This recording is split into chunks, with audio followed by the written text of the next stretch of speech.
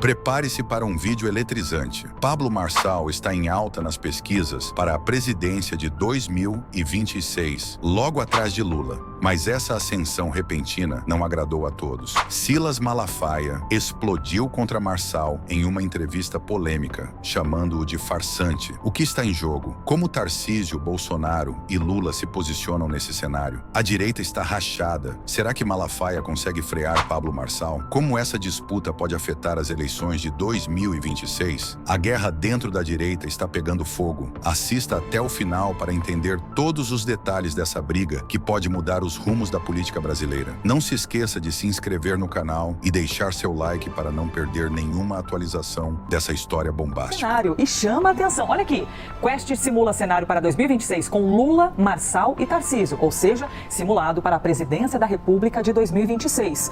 E eu já me antecipo mostrando para vocês o que está escrito aqui na linha fina, tá? O levantamento foi feito entre os dias 25 e 29 de setembro, antes da eleição, antes de Pablo Marçal publicar um laudo médico, considerado falso pela Polícia Civil contra Boulos, o adversário. Vamos aqui aos números, minha gente. Olha só qual é o resultado. Quem você acha, hein, que venceria entre os três? Vejam aqui os resultados dessa pesquisa. Lula, o atual presidente da República, 32% das intenções de voto, segundo a pesquisa Genial Quest, divulgada neste domingo. O ex-candidato Pablo Marçal, candidato à Prefeitura da capital paulista, aparece na sequência com 18%. Olha aqui, Tarcísio, 15%. Tarcísio de Freitas, o atual governador do estado de São Paulo. Eles teriam esses números numa disputa hipotética, tá bom? Uma hipótese do que seria o cenário caso os três estivessem na disputa. 18% indecisos, 18% branco, nulo ou não votariam. O Instituto ouviu 2.000 eleitores entre os dias 25 e 29 de setembro, como eu acabei de citar. A margem de erro é de 2 pontos percentuais para mais ou para menos. O que o senhor achou dessa pesquisa Quest divulgada nesse final de semana, que trouxe muita empolgação aí para Pablo Marçal, que já se lançou para 2026, ele aparecendo à frente de Tarcísio? Qual é a sua análise? A pesquisa é desonesta, e eu digo por quê. Ela foi feita entre o dia 25 e 29 de setembro, onde o Pablo Marçal tinha toda a atenção, certo, da campanha de São Paulo. Outra, uma pesquisa honesta tem que fazer em dois aspectos. Primeiro, um com o nome de Bolsonaro e outro sem o nome de Bolsonaro. Por que você está falando isso? Porque quem vai determinar, de fato, a inegibilidade de Bolsonaro é o Supremo Tribunal Federal.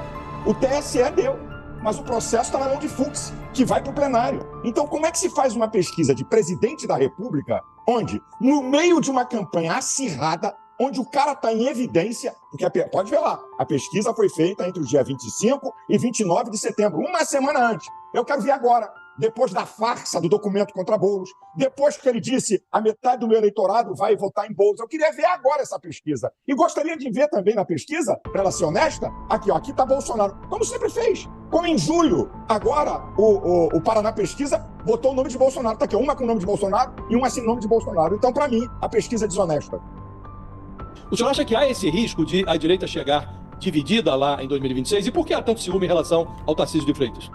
Bem, a questão de ciúme tem que perguntar a eles, tá? Ao perceber isso daí, qual é a minha questão? Parem para analisar sem nenhuma paixão. Por exemplo, quando o Eduardo Campos, o governador falecido, foi candidato, história na esquerda. Ciro Gomes, história na esquerda. Ok, perfeito. A minha discussão não é essa. A minha discussão é de um farsante que não tem história nenhuma. Pega aí, por favor. Eu não vou nem muito além. 3 últimos anos. Me diga onde Pablo Marçal se posicionou nas temáticas da direita. Em lugar nenhum. Então, para mim, é uma farsa. Agora, a questão de dizer que Tarcísio não teve participação na vitória de Nunes, pelo amor de Deus. Bolsonaro teve? Claro. Podia ter mais. Podia ter mais. Tá? Por quê? E eu digo isso aqui. Eu sou aliado de Bolsonaro. O maior líder da direita, isso aí eu não contesto. Agora, autocrítica, eu aprendi a fazer, primeiro que eu não pertenço a partido político nenhum. Então, vamos lá, vamos analisar. Qual foi a minha briga antes de falar com Mônica Bergamo? Eu não fui desonesto. Eu bati com muita força, no particular, em Bolsonaro e nos filhos deles. Você pega a rede social deles, não tinha uma palavra a favor de Nunes. Então, eu questionei isso. Eu fiz esse questionamento. Então, Bolsonaro teve participação? É lógico que teve. Agora, querer dizer que o governador botou a cara para fora. O governador se posicionou a despeito do pau que tomou, como eu tomei também. Mas eu não estou nem aí para a rede social, nem para bolsomínio. Eu classifico apoiadores de Bolsonaro, Gente que pensa, que gosta, que analisa, e todo o radicalismo, seja os apoiadores radicais de Lula, ou seja os apoiadores radicais de Bolsonaro, para mim essa gente não interessa, porque eles só falam pra bolha, eles só veem ali o momento. Então, o Tarcísio, sim, teve uma participação grandiosa nessa questão, pelo amor de Deus. O senhor retira as frases duras que o senhor disse a Mônica Bergamo, dizendo que Bolsonaro é um covarde, o senhor disse que porcaria de líder é esse que o senhor falou a ele. O senhor retira ou mantém essas críticas duras que o senhor fez a Bolsonaro naquele dia e falou, inclusive, que o senhor não é um alienado, e sim um aliado dele, né? Não é um bolsominion. Deixa eu dizer uma coisa pra você. Se tem um cara que tem um linguajar solto, chama-se Jair Messias Bolsonaro. É o estilo. Quem é franco, fala desse jeito que eu falei. Mostra o momento da indignação. Agora, o outro lado da entrevista, que muita gente não viu, a Mônica tá aí, sabe? Eu falei, eu não vou rejeitar Bolsonaro por um ato errado da sua história. Porque ele tem muita gasolina, tem muito café no bule da sua história. Nesse momento, desse ato, eu chamei ele de frouxo e covarde, porque eu achei, é minha percepção. É meu direito. E meu jeito, largar de falar no mundo evangélico, o pessoal sabe, eu como pastor, aquela encarnação de um religioso puritano, com medição de palavras. Não, eu vou falando daquilo que está no meu coração. E quem fala assim, muitas vezes exagera. Quando eu falei que porcaria de líder é esse, é que eu estava indignado, que eu queria um Bolsonaro mais atuante. Essa foi a questão. E aí, gostou do vídeo? A disputa está só começando e as eleições de 2026 prometem ser uma verdadeira batalha. Se você gosta desse tipo de conteúdo, não se esqueça de se inscrever no canal e deixar seu like para não perder nenhuma atualização dessa história que está pegando fogo.